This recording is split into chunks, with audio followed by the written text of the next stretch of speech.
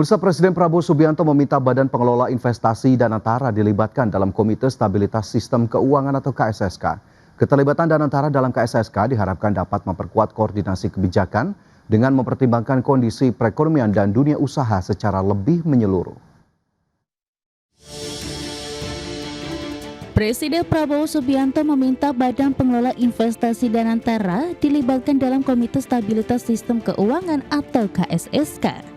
Pelibatan Danantara tersebut diarahkan untuk memperluas perspektif dalam setiap pengambilan keputusan KSSK.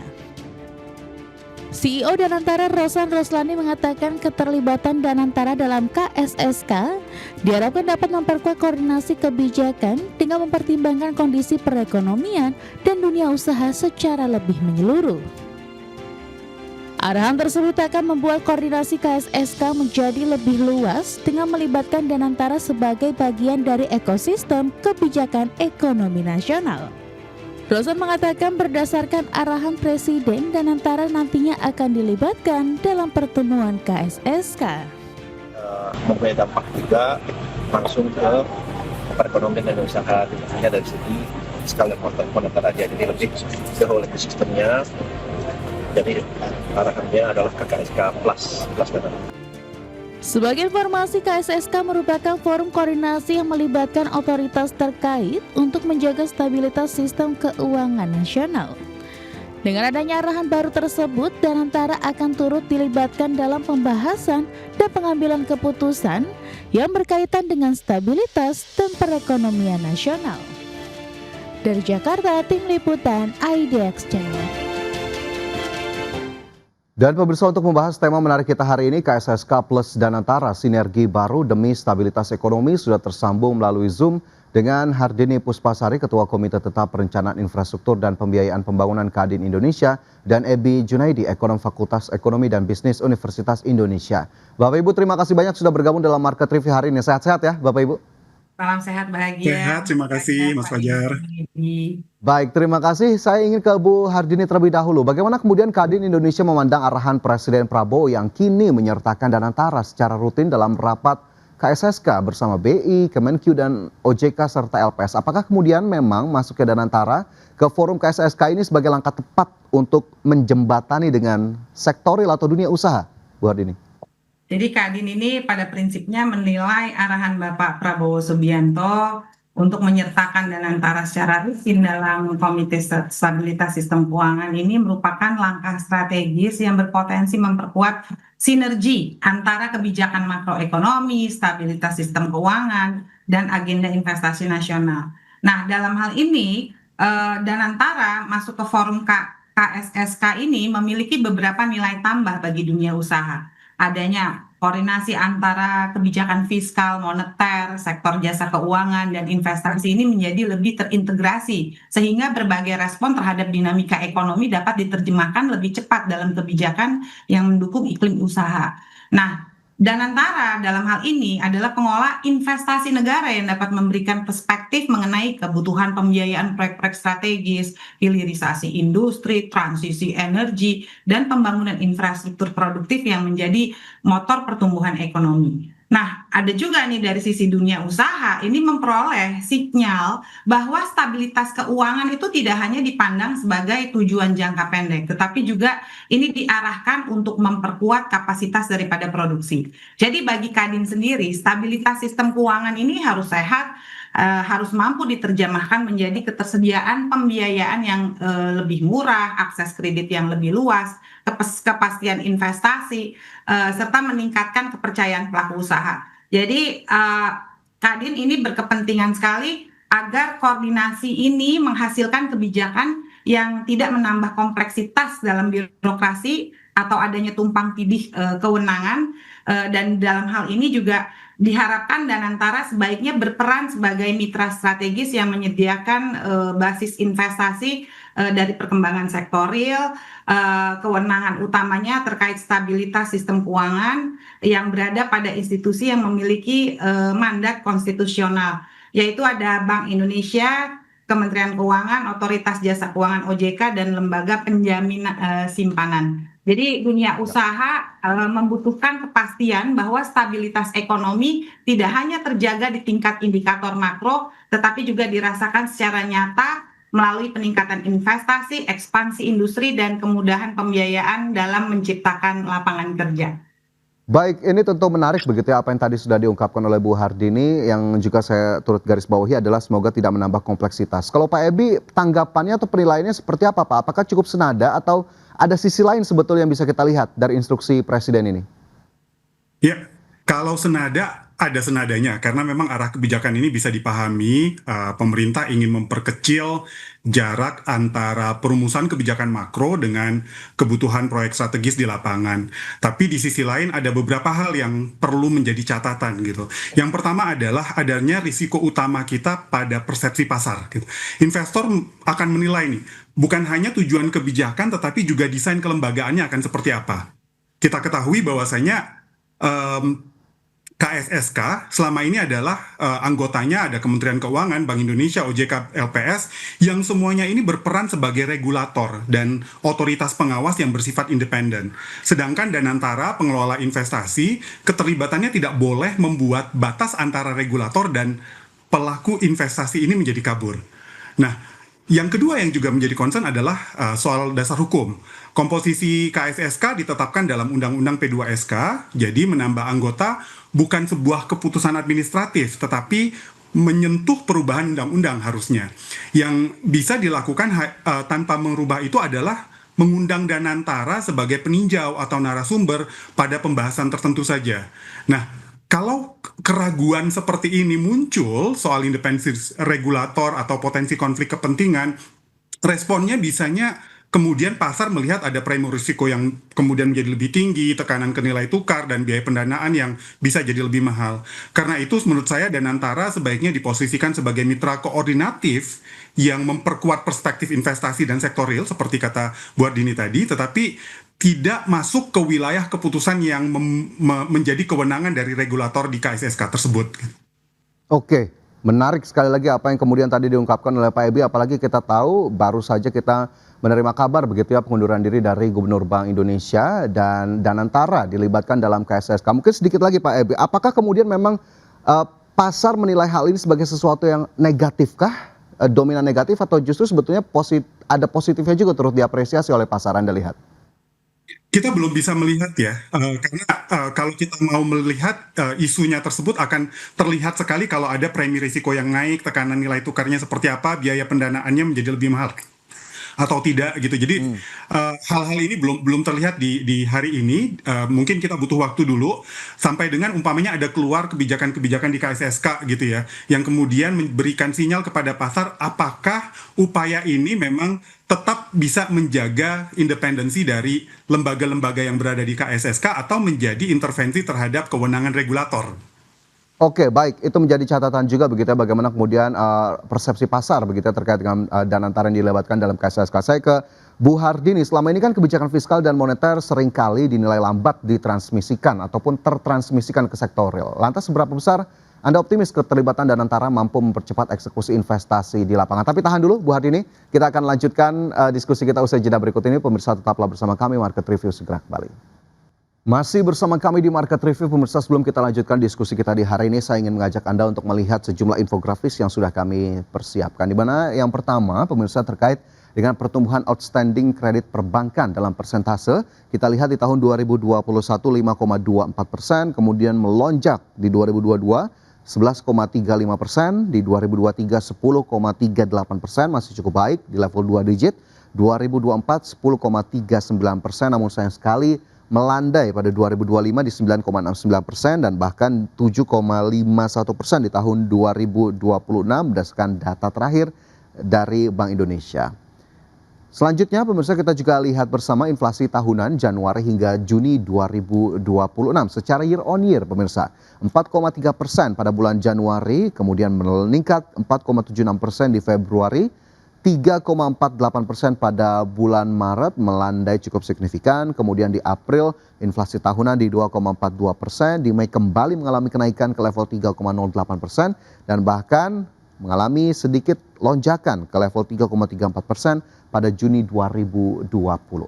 Baik, tadi sejumlah infografis yang sudah kami sajikan kita lihat kembali. Ini terkait dengan realisasi pertumbuhan ekonomi Indonesia berdasarkan persentase di tahun 2019, 2020 kita tahu terjadi pandemi COVID-19 sehingga akhirnya pertumbuhan ekonomi terkontraksi ke minus 2,07%. Sementara jika kita lihat di tahun-tahun berikutnya, pertumbuhan ekonomi Indonesia sudah berhasil kembali ke kisaran 5%, tepat ini di 2022 5,31, 2023 5,05, meskipun memang cukup stagnan di 2024 di 5,03 dan di 2025 5,11%.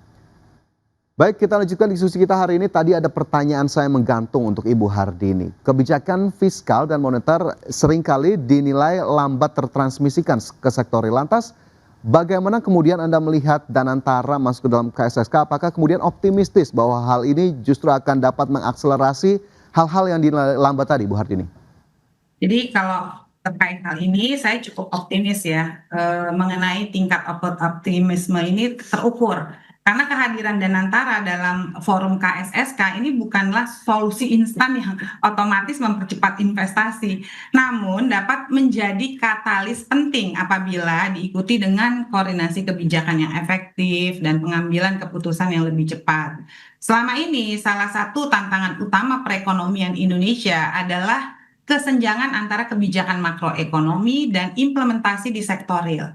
Jadi stabilitas inflasi ini terjaga, suku bunga ditetapkan, likuiditas perbankan memadai, dan ruang fiskal disiapkan. Tetapi dunia usaha seringkali menghadapi kendala berupa lambatnya realisasi investasi karena terbatasnya pembiayaan proyek produktif serta belum sinkronnya antara kebijakan kementerian dan lembaga. Dalam konteks ini, keterlibatan Danantara di KSSK berpotensi memberikan beberapa percepatan, mempercepat pertukaran informasi strategis antara otoritas fiskal moneter, regulator keuangan, dan pengelolaan investasi negara sehingga regulator respon kebijakan menjadi lebih cepat dan terkoordinasi.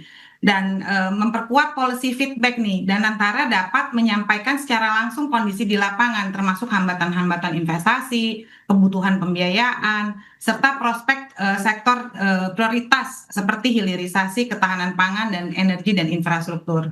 Nah, meningkatnya kepastian nih bagi investor bagaimana ketika arah kebijakan pemerintah, otoritas keuangan, dan lembaga investasi negara ini bisa bergerak dalam satu kerangka yang sama, di mana persepsi resiko investasi dapat menurun sehingga mendorong masuknya investasi baru. Nah, dari sudut pandang dunia usaha, ukuran keberhasilan ini seharusnya tidak dilihat dari frekuensi rapat KSSK, melainkan ada indikator nyata, itu seperti satu, meningkatkan realisasi investasi. Kedua, semakin cepat financial close project-project strategis nasional. Ketiga, bertambahnya penyaluran pembiayaan ke sektor produktif. Keempat, meningkatnya investasi swasta dan kemitraan dengan investor global.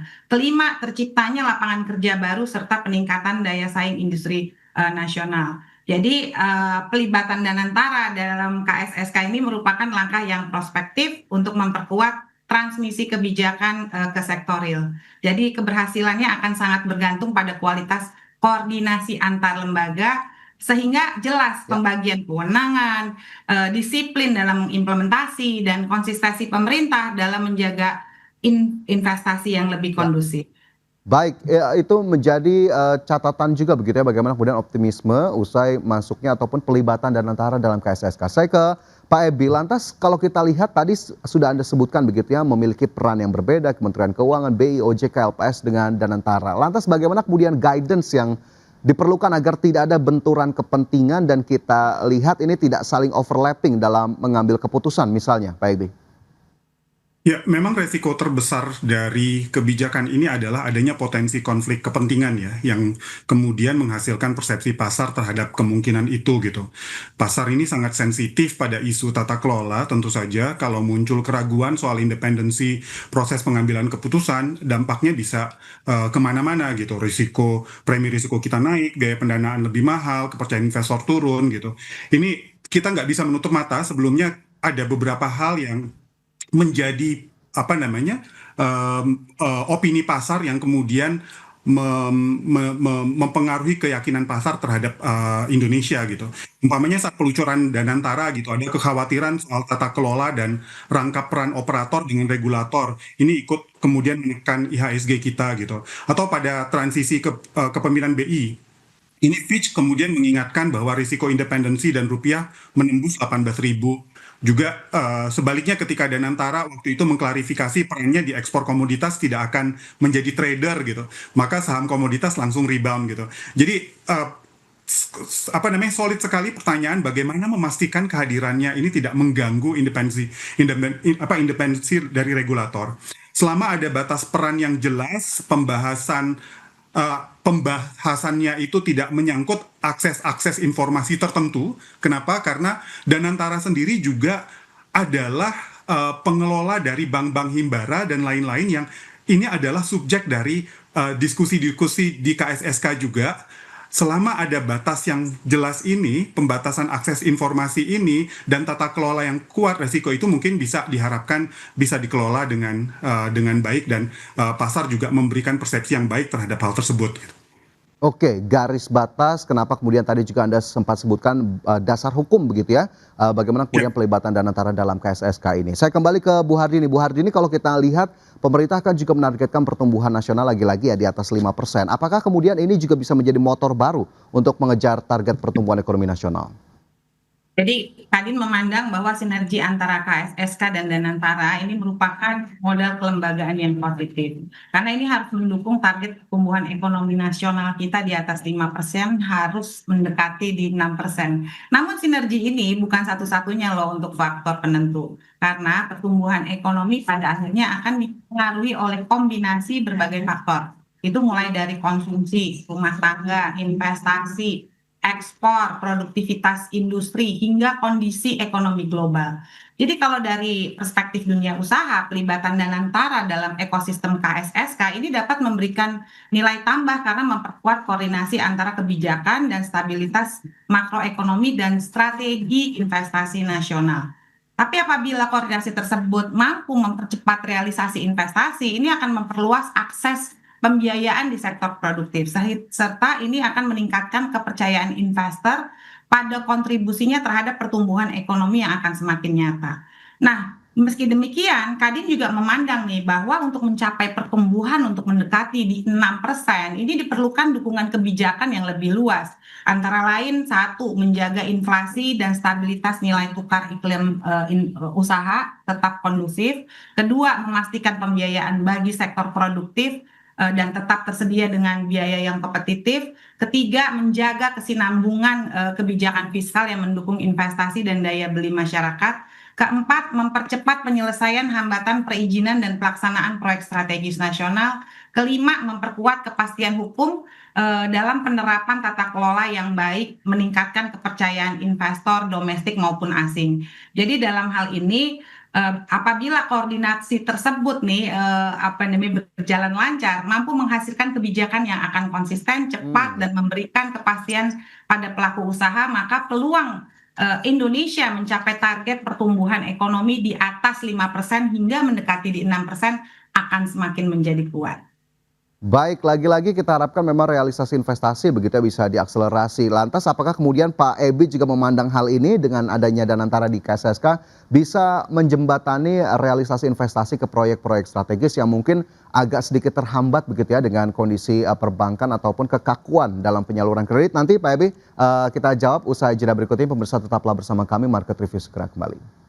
Masih bersama kami di Market Review dan kembali kita lanjutkan diskusi kita di hari ini. Tadi poin yang menarik juga saya catat begitu ya dari Bu Hardini terkait dengan harapannya Danantara bisa mengakselerasi penyaluran investasi ataupun realisasi investasi. Pak Ebi, apakah kemudian Anda memandang demikian juga bahwa kehadiran Danantara dalam ataupun pelibatan di KSSK ini bisa mempercepatlah dalam tanda kutip penyaluran investasi di proyek-proyek strategis yang kita tahu mungkin terhambat dari sisi perbankan? Ya, jawabannya bisa iya ya. Justru kalau kita mereview kembali alasan utama pembentukan Danantara memang untuk memperluas kapasitas pembiayaan pembangunan atau investasi di luar ruang fiskal yang semakin terbatas. Jadi kalau kita lihat kebutuhan investasi Indonesia, terutama untuk hilirisasi, infrastruktur, ketahanan energi, dan juga transformasi industri, itu jauh lebih besar dibanding kemampuan APBN kita. Karena itu pemerintah membutuhkan instrumen yang mampu menarik modal dan juga mengkonsolidasikan pembiayaan dalam skala besar. Itulah fungsi Danantara. Kehadiran Danantara ini dalam forum koordinasi dapat membantu mempercepat identifikasi hambatan investasinya di mana gitu.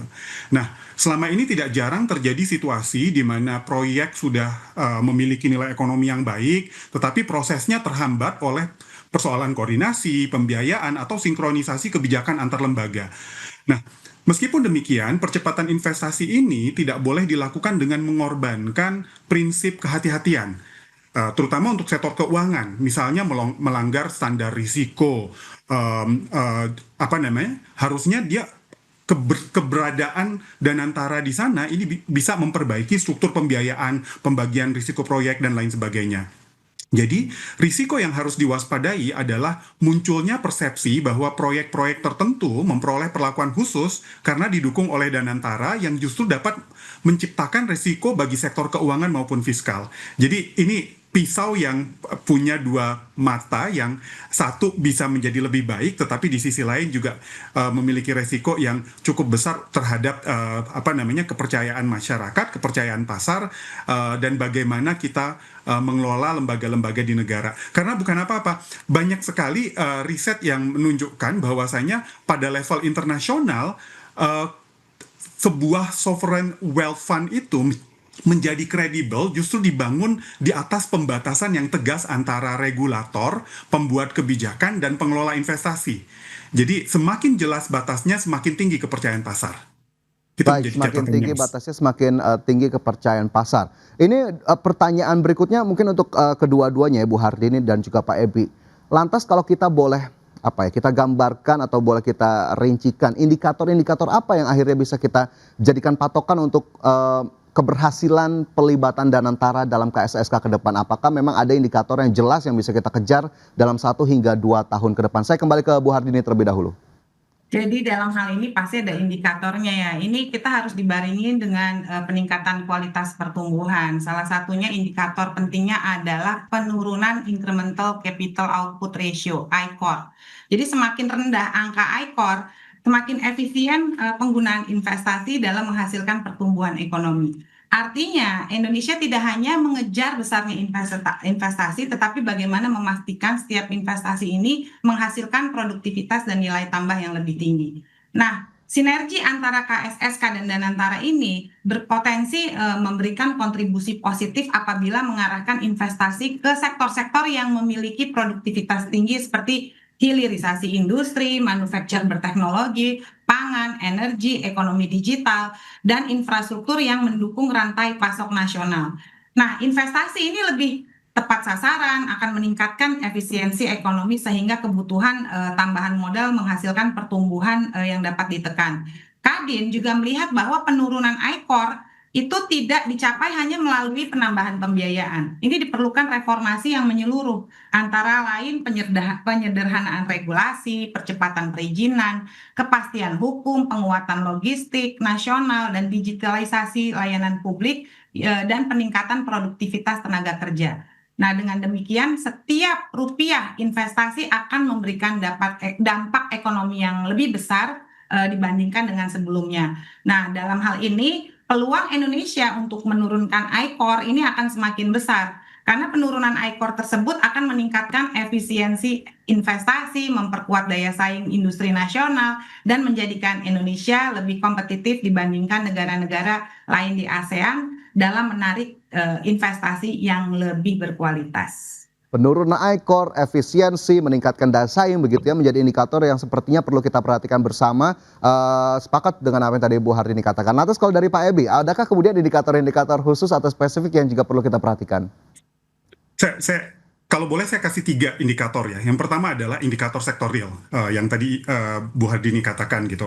Apakah investasi yang dikelola atau difasilitasi Danantara benar-benar terrealisasi, menciptakan lapangan kerja, meningkatkan kapasitas industri, mendorong pertumbuhan ekonomi.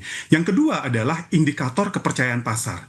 Jika keterlibatan Danantara memang memperkuat koordinasi kebijakan, maka sebaiknya Indonesia menjadi lebih menarik, dan bagi investor luar gitu ya.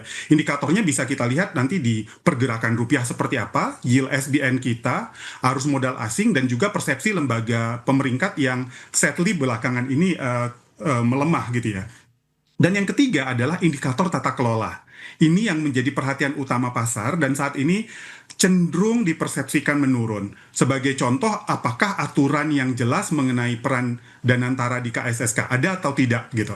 Bagaimana mekanisme mengatasi konflik kepentingan dan apakah transparansi serta akuntabilitas meningkat dalam pengambilan kebijakan. Karena itu ukuran keberhasilan setidaknya melihat ketiga hal tadi. Apakah investasi lebih terrealisasi di sektor realnya, kemudian indikator kepercayaan pasar gitu kan ya, dan yang terakhir adalah indikator tata kelola. Jika ketiga indikator ini bergerak positif dalam 1-2 tahun ke depan, maka keterlibatan Danantara dapat kita katakan memberikan nilai tambah bagi KSSK. Baik, itu juga menjadi poin-poin yang cukup menarik untuk juga kita perhatikan bersama terkait dengan indikator keberhasilan Danantara dalam pelibatan di KSSK. Mungkin ini terakhir menutup diskusi kita untuk Bu Hardini dan juga Pak Ebi. Apa kemudian harapannya terdekat lah terutama dari pelibatan Danantara di KSSK agar kemudian ya kita tahu pasti tujuannya positif. Tapi apa kemudian harapan utama agar kemudian ini bisa berjalan dengan lancar dan sesuai target yang diharapkan oleh Presiden terutama. Bu Hardini terlebih dahulu, nanti ke Pak Ebi. Ya, yang paling utama nih dalam hal ini harus memperkuat sektor investor ya. Karena bagaimana menunjukkan keselarasan antara kebijakan fiskal moneter, meningkatkan prediktibilitas dalam kebijakan, bagaimana meningkatkan dan memperkuat kredibilitas proyek-proyek PSN, proyek strategis nasional, dan kita juga harus memperhatikan menurunkan persepsi risiko. Namun demikian yang perlu dipahami bahwa kepercayaan investor ini tidak hanya dapat dibangun melalui perubahan struktur kelembagaan. Karena investor itu akan menilai hasil nyata lapangan seperti konsistensi kebijakan ekonomi, kepastian hukum dan perlindungan investasi, dan juga penerapan transparansi daripada good corporate governance dan kemudahan usaha dan efisiensi perizinan, dan juga stabilitas politik dan keamanan, dan juga penyelesaian hambatan investasi secara cepat dan profesional.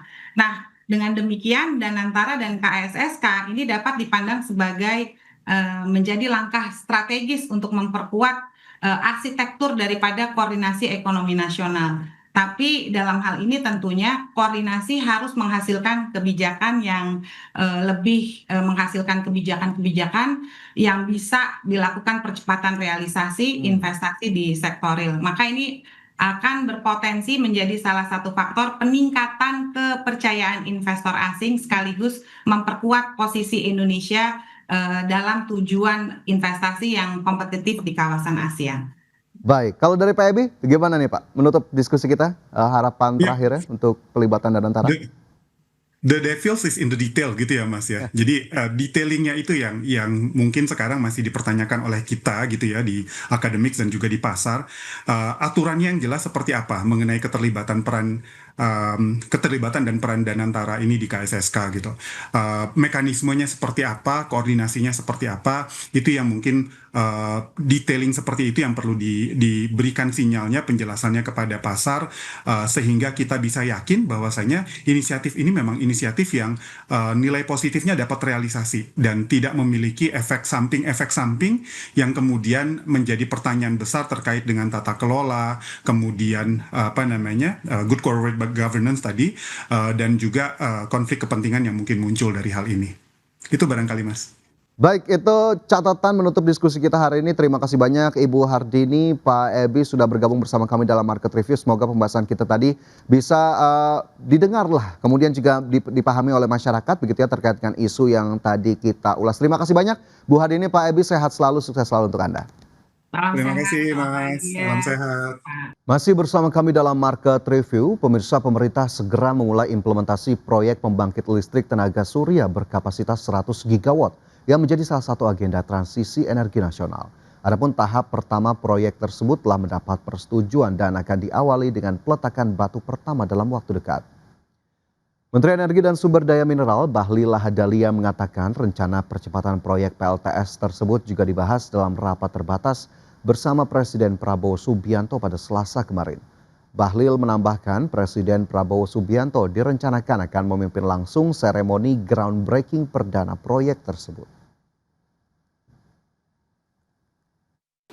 Yang kedua, kami juga membahas tentang implementasi daripada PLTS 100 gigawatt yang insya Allah dalam waktu dekat akan ditandai peluncuran groundbreaking pertama. Jadi ini langsung sudah jalan menyangkut dengan PLTS dan tahap pertama sudah disetujui untuk bisa dilaksanakan. Nanti Bapak Presiden sendiri yang insya Allah dalam rencananya akan meresmikan. Dan pemirsa, untuk membahas tema kita selanjutnya PLTS 100 gigawatt jaga konsistensi transisi energi sudah tersambung melalui Zoom dengan Fabi Tumiwa, CEO Institute for Essential Services Reform atau IESR. Pak Fabi, terima kasih sudah bergabung bersama kami dalam Market Review hari ini. Sehat ya Pak? Sehat, terima kasih Fajar. Baik, tadi sudah kami sampaikan informasi terkait dengan PLTS 100 gigawatt begitu ya. Bagaimana kemudian IESR menilai target proyek PLTS 100 gigawatt yang dicanangkan pemerintah? Apakah target tersebut realistis untuk dicapai dalam transisi energi yang sudah berjalan sejauh ini? Ya, yang pertama bahwa kita memang membutuhkan akselerasi peningkatan energi surya, ya, energi terbarukan khususnya energi surya. Mengapa? Yang pertama kita tahu bahwa energi surya itu tersedia ya di seluruh Indonesia. Ya, mau dari Sabang sampai Merauke, Indonesia punya potensi energi surya yang cukup besar. Data Kementerian SDM menunjukkan ada 3.400 gigawatt. Kalau data dari IESR berdasarkan ketersediaan lahan dan intensitas sinar matahari, itu bahkan bisa mencapai 20.000 gigawatt. Jadi dari sisi potensi itu sangat besar. Yang kedua, teknologi energi surya itu karena sifatnya modular, itu bisa dengan mudah dipasang dan disesuaikan. Ya, dipasang di seluruh Indonesia, ya, dan juga untuk mengatasi tantangan misalnya logistik, ya, ada di pulau-pulau kecil, daerah-daerah terpencil. Jadi teknologinya sangat tepat ya jika ingin dipasang di seluruh Indonesia dari Sabang sampai Merauke. Nah, yang ketiga juga yang harus diperhatikan bahwa hari ini listrik dari pembangkit listrik tenaga surya itu adalah energi listrik yang paling murah dibandingkan dengan pembangkit-pembangkit lain. Jadi kalau kita lihat dari karakteristik ini, jadi pengembangan PLTS itu sesuatu yang cocok sebenarnya untuk kondisi Indonesia dan kebutuhan kita. Nah, yang jadi pertanyaan tadi adalah apakah kita bisa membangun mungkin lebih tepat ya 100 gigawatt dalam waktu yang dicanangkan oleh Presiden. Kemarin Presiden mengatakan 2 sampai 3 tahun. Kajian IESR memang menilai target 100 gigawatt dalam waktu 3 tahun itu sesuatu yang menantang. Mengapa? Karena ada banyak hal yang harus dipersiapkan. Ya, mulai dari perencanaan, pendanaan, lalu kemudian eksekusi, bankable project dan lain sebagainya, sehingga memang kita butuh waktu untuk merencanakan dengan baik ya. Nah, tetapi kami juga sudah mengeluarkan laporan berjudul Solar Archipelago pada bulan Februari lalu yang memberikan gambaran peta jalan untuk mengeksekusi PLTS 100 gigawatt ini. Dalam perhitungan kami ya untuk 2-3 tahun itu adalah proyek-proyek low hanging fruit itu bisa dilakukan ya. Dan hingga nanti 2030 kalau ini dilaksanakan dengan terstruktur, dilaksanakan dengan tata kelola yang baik dan dilaksanakan secara paralel ya untuk beberapa segmen, sepertinya target itu bisa tercapai di 100 gigawatt. Yang harus kita ingat adalah karena sifatnya yang modular, 100 gigawatt itu tidak dijalankan satu-satu, tapi bisa dijalankan secara bersamaan di waktu yang sama di berbagai tempat. Nah, ini mungkin yang membedakan dengan pembangkit energi terbarukan lainnya.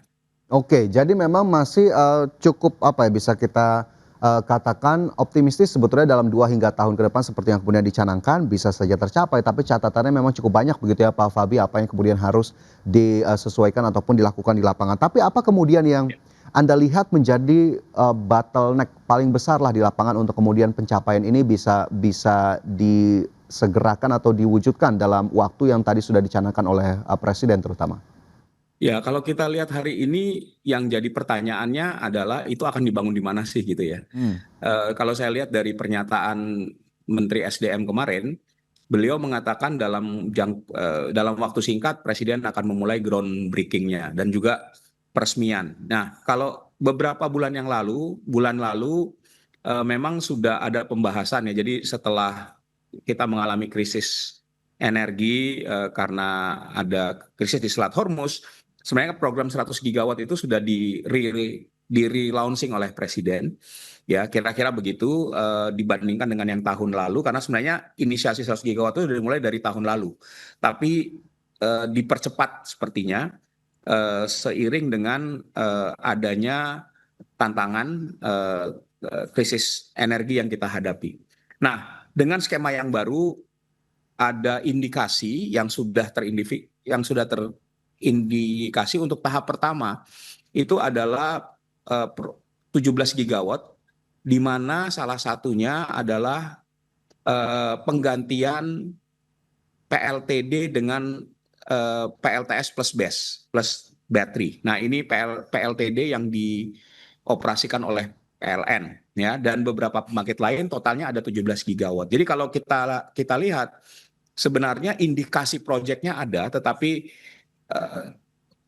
tentunya tidak cukup sampai pada indikasi proyek. Proyek ini harus dipersiapkan ya, dan untuk nanti bisa dieksekusi. Nah, saya belum melihat ada rencana yang lengkap ya berkaitan dengan implementasi dari 17 gigawatt yang diidentifikasi untuk tahap pertama. Jadi itu mungkin yang kita lihat. Nah, yang kedua menurut saya tantangan yang juga cukup besar itu adalah pengadaan. Ya, kita lihat kalau PLTS ini kan terdiri dari sejumlah komponen ya, ada modul surya, ada inverter, ada baterainya ya.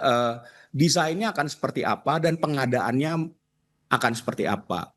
Nah, ini yang juga menjadi penting. Kalau kita lihat sekarang, misalnya modul surya itu di Indonesia, menurut data kami ISR, ada kapasitas produksi modul surya antara 10 sampai 14 giga. Jadi kita bisa memanfaatkan produksi modul surya yang sudah ada di Indonesia, dan saya rasa dengan kapasitas itu tidak terlalu sulit ya. Jadi 10 sampai 14 giga per tahun itu cukup untuk bisa memenuhi kebutuhan di tahap pertama. Sebagian besar mungkin lebih dari 90% kapasitas itu adalah modul-modul tier 1 ya, yang harusnya bankable gitu ya. Jadi dari sisi itu tidak masalah, tapi komponen yang lain ya, baterai misalnya, itu harus dilihat apakah kita bisa memenuhi dari produksi di dalam negeri. Jenis baterainya seperti apa. Ini kan masalah logistik ya, yang nanti harus diadakan begitu. Nah, ini hal-hal ini masih belum jelas, dan yang terakhir juga yang masih belum jelas itu adalah tata kelola dari program ini. Siapa yang akan menjadi koordinator, bagaimana program ini akan dilaksanakan, oleh siapa saja, apakah oleh PLN, akan melibatkan kementerian mana saja, bagaimana peran dari pemerintah daerah dan lain-lain, itu masih belum terlalu jelas. Dan ini sebenarnya nanti akan menunggu dari Perpres atau Kepresnya ya, untuk 100 gigawatt yang setahu saya sedang disiapkan. Oke, masih menunggu Perpres untuk program 100 gigawatt. Tadi 3 hal utama begitu ya disoroti oleh ISR terkait dengan tadi mengejar target 100 gigawatt dari sisi PLTS. Itu tentu juga patut dicermati seharusnya begitu ya, terkait dengan penyusunan dari Perpres yang memang tengah berlangsung. Pak Fabi, kita akan lanjutkan kembali bahasan kita di hari ini, tapi nanti kita jeda terlebih dahulu. Pemirsa, tetaplah bersama kami, Market Review segera kembali usai jeda. Anda kembali bersama kami dalam Market Review, pemirsa, dan terkait pembahasan kita di sesi kali ini, saya ingin mengajak Anda untuk melihat sejumlah infografis yang sudah kami persiapkan. Di mana yang pertama, terkait dengan kapasitas terpasang PLTS di Indonesia dalam satuan megawatt, pemirsa, kita lihat Di tahun 2021 207,7 megawatt, kemudian meningkat di tahun 2022 di 292,3 megawatt, kemudian meningkat cukup tajam di tahun 2023 600 megawatt, di tahun 2024 909,4 megawatt, dan di 2025 tentu pencapaian yang harus kita apresiasi 1494,1 megawatt. Sementara kita lihat masih dari PLTS di Indonesia, target tambahan kapasitas PLTS berdasarkan wilayah di 2034 berdasarkan satuan gigawatt. Pemirsa, untuk wilayah Jawa Bali kita lihat ini memang masih yang paling mendominasi 10,93 gigawatt target yang ingin dicapai, sementara di Sumatera 1,61 gigawatt PLTS, kemudian di Sulawesi 1,53 gigawatt, Kalimantan 1,52 gigawatt. Sementara itu dari Nusa Tenggara, Maluku, dan Papua sebesar 1,47 gigawatt. Dan kembali kita lanjutkan diskusi kita hari ini, masih bersama kami Bapak Fabi Tumiwa. Fabi, tadi Anda sudah menyebutkan begitu 3 hal utama yang memang menjadi catatan. Tapi kalau kita lihat rekomendasi ISR sendiri untuk penempatan ataupun lokasi geografis yang memang masih sangat mungkin untuk direalisasikan dalam pengejaran target 100 gigawatt PLTS ini di mana saja sebetulnya Pak Fabi? Ya, kami melakukan asesmen gitu ya. Kalau kita lihat 100 gigawatt itu bisa dibangun dari mana saja sih. Kita memang memprioritaskan beberapa kira-kira tipe proyek ya untuk tahap pertama. Yang pertama adalah penggantian PLTD dengan BESS ya, PLTD dengan solar plus BESS gitu, dengan PLTS plus battery. Nah, kenapa itu? Dan kita lihat hari ini PLN mengoperasikan kira-kira 3,3 gigaan lah kira-kira PLTD di seluruh Indonesia. Nah, PLTD ini sebenarnya bukan program baru. Penggantian PLTD dengan PLTS itu sudah dicanangkan dari 3-4 tahun yang lalu ya. Tadi memang eksekusinya masih sangat lambat. Nah, ini menjadi penting, menurut kami bisa jadi prioritas karena dua hal. Yang pertama, PLTD itu biaya listriknya mahal sekali, terutama dengan kondisi hari ini di mana harga BBM ya khususnya minyak solar itu harganya cukup mahal, sehingga harga listrik dari PLTD itu mungkin ya bisa mencapai 7.000 sampai 9.000 rupiah per kWh. Ya, ini sangat mahal. Oleh karena itu penggantian dengan PLTS plus BESS itu membawa keuntungan bagi PLN, bisa menurunkan biaya pokok produksi tenaga listrik, dan yang kedua juga buat pemerintah untuk menurunkan subsidi listrik.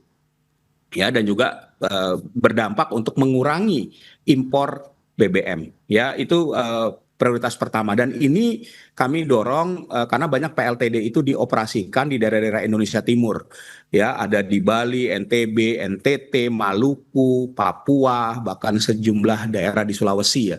Nah, dan ada beberapa pulau di Indonesia bagian barat. Nah, ini kalau bisa digantikan dalam waktu 2 tahun ke depan, kita bisa melihat tidak saja subsidi itu menjadi menurun, tetapi akses energi bagi masyarakat itu juga bisa lebih baik begitu. Karena dengan PLTD ya pembangkitnya tidak nyala 24 jam.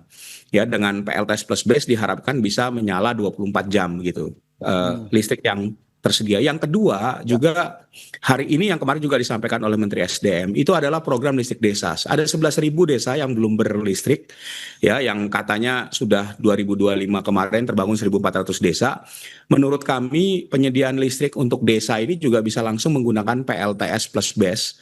Ya, jangan menunggu misalnya menggunakan pembangkit diesel lagi walaupun skala kecil. Jadi sebenarnya kalau dirancang dengan baik, model PLTS komunal dengan baterai ya itu bisa dilakukan, dan saya kira kalau pelistrikan desa ini dilakukan oleh PLN, mereka sudah paham karena juga melakukan hal yang sama di beberapa tempat yang lain. Yang ketiga juga yang perlu diprioritaskan, dan ini sebagian besar ada di Indonesia Timur ya, daerah-daerah itu. Lalu yang juga perlu adalah sebenarnya mengganti pembangkit listrik yang menggunakan BBM. Jadi ada sejumlah pembangkit listrik PLN, misalnya PLTGU, pembangkit listrik tenaga gas uap, yang harusnya pakai gas tapi gasnya tidak tersedia, lalu mereka bakar BBM. Nah, ini juga cukup besar kan dari sisi kontribusinya pada biaya pokok pembangkitan tenaga listrik. Nah, kalau pembangkit-pembangkit ini bisa digantikan ya atau disubstitusi dengan PLTS plus BESS, itu juga akan berkontribusi secara signifikan ya terhadap penurunan biaya pokok produksi. Jadi ini yang saya kira tahap satu yang juga bisa disanding, bisa juga ditambahkan adalah proyek-proyek yang sudah masuk dalam RUPTL PLN seperti tadi yang sudah disampaikan. PLN kan sebenarnya di dalam RUPTL 2025-2034 sudah merencanakan pembangunan 17 gigawatt PLTS dari 2025 sampai 2034. Dalam beberapa bulan terakhir itu sudah diluncurkan beberapa inisiatif, paling tidak ada 2 inisiatif ya, yang kalau nggak salah 1,2 giga yang diluncurkan pada bulan bulan Mei kemarin. Ya, lalu yang sekarang sedang dipersiapkan juga tambahannya. Jadi paling tidak kalau ini dieksekusi, ini menurut saya bisa dieksekusi dalam waktu 2-3 tahun proyek-proyek PLN, dan ini adalah utility scale ya, utility skala besar yang akan dibangun sebagian besar ada di waduk-waduk ya, yang ini kalau dilakukan maka kita paling tidak bisa membuat sistem ketenaga listrikan lebih hijau, karena artinya bauran energi terbarukannya akan lebih besar. Nah, lokasinya memang tidak spesifik, tapi kalau saya lihat itu ada sistem-sistem seperti di Jawa, Bali, kemudian di Sumatera ya. Sebenarnya kalau yang untuk gigawatt ini tersebar di seluruh Indonesia. Tapi kalau saya lihat fokus untuk PLTD dan kemudian listrik desa itu ada di Indonesia bagian timur. Oke, jadi memang tadi ada skema substitusi salah satunya yang memang bisa dilakukan untuk kemudian mempercepat dari implementasi pengejaran target PLTS 100 gigawatt. Ini banyak sekali yang bisa kita diskusikan, tapi mungkin satu pertanyaan terakhir Pak Fabi. Pak Fabi kan tadi juga sudah sempat disebutkan, ini skemanya harus jelas siapa PIC-nya, siapa pemangku kepentingan utamanya dari target ini. Nah, belum lagi kalau kita bicara soal proyek 100 gigawatt kan ini besar ya Pak Fabi. Bagaimana kemudian skema pembiayaan kah atau investasi kah yang memang paling realistis, atau mungkin Anda punya bayangan tersendiri atau saran seperti apa seharusnya skema pembiayaan terkait proyek 100 gigawatt ini? Ya, kami dalam analisis kami juga sudah mengidentifikasi potensi pendanaan untuk proyek ini. Yang harus diketahui bahwa untuk proyek 100 gigawatt ya diperkirakan kan bisa mencapai antara mungkin totalnya ya, kalau ini dijalankan semuanya dengan berbagai skema, estimasinya bisa antara 100 sampai 140 miliar dolar kebutuhan pendanaannya. Itu karena harus pakai PLTS dan BESS itu. Nah, kami lihat kalau sekarang mau dieksekusi itu kan tergantung proyeknya. Misalnya proyek listrik desa itu kalau dikerjakan oleh PLN, sumber pendanaannya jelas dari APBN, karena dana untuk listrik desa untuk APBN itu sudah ada. Kemudian kalau misalnya tadi penggantian PLTD ya dengan PLTS plus BESS, itu sumber pendanaannya bisa berasal dari pendanaan PLN, kemudian pinjaman ya yang bisa dilakukan oleh PLN, dan juga skema pendanaan dari swasta. Tergantung nanti model pelelangannya mau seperti apa. Apakah mau dikerjakan oleh PLN semua atau PLN juga akan melibatkan swasta. Nah, itu nanti mekanisme pendanaannya akan masuk. Jadi misalnya kemudian proyek yang utility scale ya, yang akan dilelang oleh PLN itu dikerjakan oleh swasta. Nah, saran saya memang untuk yang proyek PLN gigawatt yang sudah diluncurkan, untuk pendanaan swasta bisa menggunakan skema blended finance. Nah, ada misalnya hari ini ada komitmen pembiayaan lewat Just Energy Transition Partnership 21 billion dollars ya, yang baru terpakai sedikit sekali. Itu mungkin bisa dipakai juga karena sifatnya ada concessional finance sama ada commercial financing. Kalau ini digabungkan akan sangat baik, dan kemudian proyek-proyek lain ya nanti bisa disesuaikan, melibatkan pembiayaan dari dalam negeri. Misalnya baik itu dari bank-bank BUMN, Ya. PT SMI misalnya juga punya yang juga kemudian bisa terlibat. Danantara saya kira juga bisa terlibat ya, karena Danantara juga memobilisasi pendanaan. Kami menyarankan agar skemanya dibuat blended finance, dan inilah sebenarnya salah satu yang perlu dimasukkan ke dalam Perpres yang sedang disusun tadi.